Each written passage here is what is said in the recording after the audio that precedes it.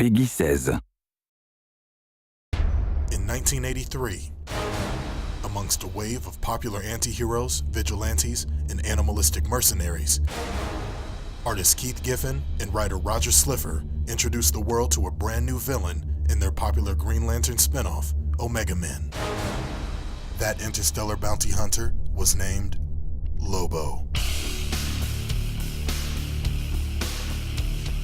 Initially introduced as an over-the-top parody of the aggressive and hairy heroes of other comic companies, Lobo was instantly adored by the fans and quickly evolved into the biggest badass in the universe.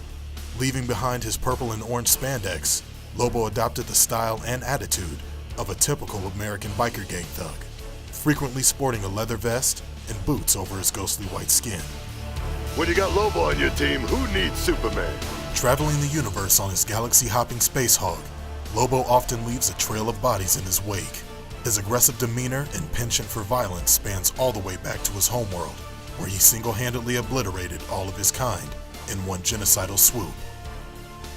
For the past 30 years, Lobo has faced off against most of the DC universe, including Batman, Aquaman, and even the big man himself, Superman.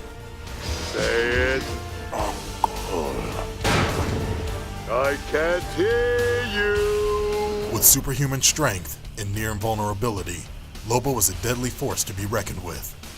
After hell rejected him and heaven couldn't handle him, Lobo was permanently banished from the afterlife, making him fearless of death. Lobo was also an expert in multiple forms of armed and unarmed combat, keeping his favorite weapon, a large chain with a devastatingly large hook at the end of it, always at arm's length. Today, as a Zarnian slaver, Lobo is still on the hunt for the next great bounty.